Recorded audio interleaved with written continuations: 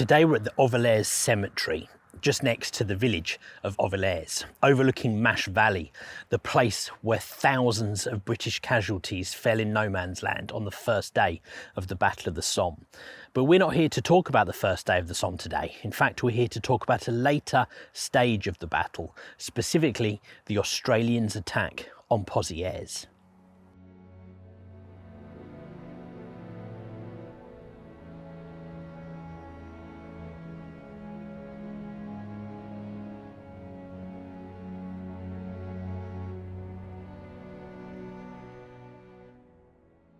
So today we're at Pozieres, overlooking Mash Valley, the place where so much action and fought and casualties on the first day of the Somme.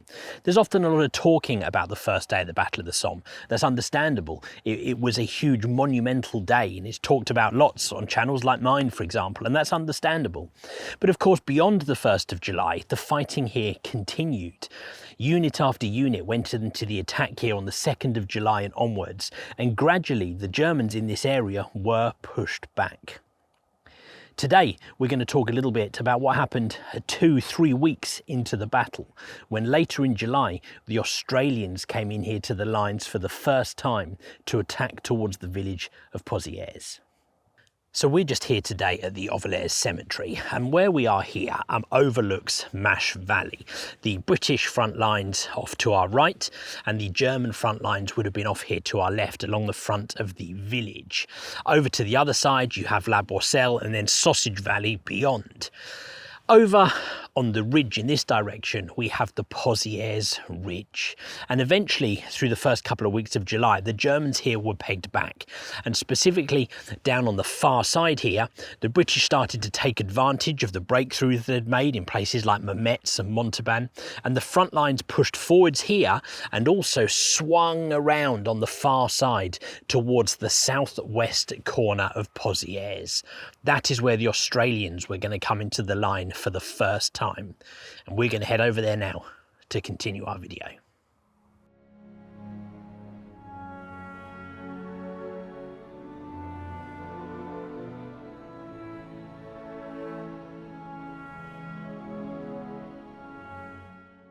So we've just moved slightly further over from Pozieres. We're kind of moved across a little bit closer towards Contalmaison. We're now slightly sort of southwest of Pozieres. And the place we've come to here, this corner of the road, actually kind of a crossroad with this track behind me. This track leads into sort of the southwest corner of Pozieres. And this is a junction that became known as Casualty Corner. Now that was for several reasons. This is the main road that was used, or at least one of the routes used for troops, Australian troops going in to the attack towards Pozieres. Of course, it also became the route for wounded soldiers to come back. Not only that, this was used temporarily as kind of almost like a casualty holding area to move wounded men further back away from the line. And so you can imagine during the attack when the Australians moved in here to Pozieres, this would have been a place just full of wounded and possibly dying men. That's where the name Casualty Corner comes from. Now from here, the Australians moved up towards the village of Pozieres. We're going to head in a little bit closer to the village now. So we've just moved up a little bit now. We are kind of on the sort of southern side of Pozieres. Now, the attack moving into Pozieres sometimes throws people off when they see maps of it, because it's kind of almost assumed that the Australians would have attacked it from the west. Actually, kind of the way the lines have moved round, it was kind of attacked in this direction from a sort of southwesternly approach into Pozieres. So let's turn the camera around and talk a little bit about the battlefield here. So the 1st Australian Division attacked Pozieres in here from a kind of southwesterly direction on the night of the 23rd of July 1916, overnight to the 24th of July. They moved in to the edge of the village here, kind of initially pushing up into what became Pozieres Trench on the edge of the village, and then gradually moving into the edge of the village itself. And you can see this is Pozieres just here ahead of me. Now, moving in and capturing the edge of the village actually wasn't that difficult. Of course, they still lost casualties, but they successfully moved in and captured the village. Holding it was going to be a different story, because the Germans knew the importance of this village up here on this ridge, and they launched substantial counterattacks into it. After moving in on the 23rd of July here, the 1st Division was relieved by the 2nd Australian Division on the 27th of July. In just those few days here at Pozieres, they suffered 5,285 casualties. Now that is substantial, as you can imagine. The 2nd Division weren't going to fare much better. What we're going to do now is head into Pozieres itself, actually slightly over to the western edge of Pozieres. We're going to go to the 1st Division Memorial. It's a random little clip which I'm just going to add into the video here. I'm actually up nearer to kind of Mouquet Farm filming my video for later in the series, but just on the outskirts of Pozieres, I'm just on the northern side of Pozieres. I just spotted this, so I thought I would show it to you. There's an Australian flag, in fact 2 Australian flags have been put here along with a photo, and that is a photo of Lance Corporal John William Skinner of the 23rd Battalion B Company. Don't think I know, off the top of my head, I don't know which division he was with, but he fought here on Pozieres, so we're just on the northern edge of Pozieres, and it says, in remembrance of Lance Corporal John William Skinner, 445 23rd Battalion B Company, a farmer from Coleraine, Victoria, Australia, an only son with 8 sisters, survived Gallipoli, but killed with many of his mates on this spot by artillery fire on the night of 28th of July, 1916. No known grave, but believed to still lie with his mates in this field. Never forgotten. Wow. So just on the northern edge of the village of Pozieres, moving up towards Mouquet Farm. I just thought I'd include that for you guys, because these little touches, little stories that you see when you're out here on the Somme, add to the visit and the story. There you go.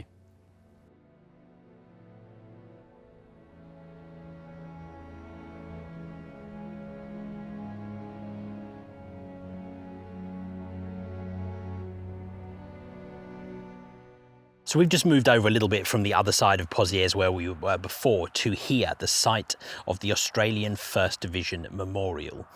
The Australian 1st Division moved forward and captured Pozieres on the 23rd of July. They were here in the line until the 27th of July, when they were relieved by the 2nd Division. Just in that short period of time, they lost 5,285 officers and men, either killed, wounded or missing. And so it's perhaps not surprising that this is the site of the memorial to the Australian 1st Division. So when you come here to the memorial, they have some really interesting plaques here that kind of tell you a little bit about the Australian 1st Division, but also some very cool photos. You can see here some pictures of the memorial during the time when it was being erected. Some other bits on here as well. These kind of panels, when you come to these sites, are always really interesting. You just can learn a little bit more about the site. However much you think you already know, I normally learn something from these panels. So here on the high ground at Pozieres, we have the 1st Australian Division Memorial. You can probably read that, but this is on there. Our 1st Australian Division, who fought in France and Belgium, 1916, 1917, 1918. Then just underneath that, it has all the key battlegrounds where the Australians fought. Pozieres, Mouquet Farm, I can see the Hindenburg Line on there, the Somme, Passchendaele, the memorial to the Australian 1st Division. Now, of course, there's other Australian Division memorials here in France and Belgium as well, but this is the site of the 1st Division Memorial. Now, just next to the memorial, over here to the right, we have another little piece of high ground. There's something really cool in these trees as well, so let's go take a look over there. We just said we'll go have a look in those trees, and we will, but I just thought I'd quickly touch on this. From here, you start to see why Pozieres was such a key defensive position for the Germans, and also why it was such a formidable place to attack. You can see right out from here, you can see across to the spires of Albert, which are kind of over sort of here in the distance. You can see Overlays over there to the right where we started filming our video. We can see the Pozieres Cemetery, where we're going to be in a future video coming up very soon, but you can really see the strength of this high ground here at Pozieres. So just across from the 1st Division Memorial here at Pozieres, you have the remains of a huge German bunker.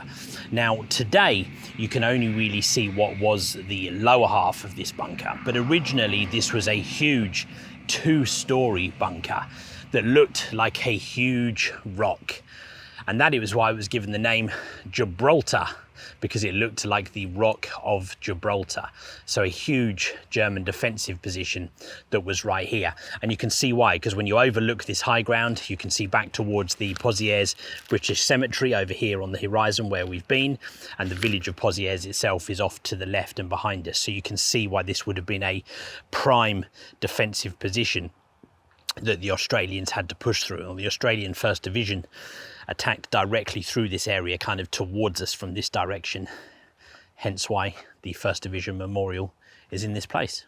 Now here on the information panel about Gibraltar, they have a photograph of what it would have looked like at the time, but I have got a photo that I will put into the video so you guys can see that a little bit better. So when you come around to the side here, you can sort of see into the depth of this bunker and kind of what was the lower half. I believe this was the basement of a building that already sat here, and they kind of used that structure and built on top of it to create the huge 2-story bunker that was to become known as Gibraltar. So from here at Pozieres, the Australians were going to have to push out further to capture the next line of German defensive positions. On their right flank, they were going to push towards the Pozieres windmill, which is out there in this direction at the other end of Pozieres village. On their left flank, they were going to have to move towards the formidable position of Mouquet Farm, which was out here on their left flank towards Thiepval. And that's going to be the subject of our next video. So we've already learnt that the 1st Division fighting here lost more than 5,200 men. The 2nd Australian Division spent 12 days here on Pozieres Ridge, mostly at the other end of the village towards the site of the windmill. They lost more than 6,000 men.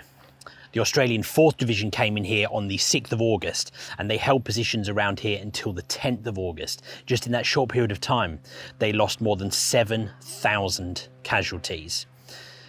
Altogether, 3 divisions. They took more than one spell here in the lines at Pozieres, but during that time, they had more than 23,000 casualties. 23,000 casualties from 3 Australian divisions fighting here at the Pozieres Ridge.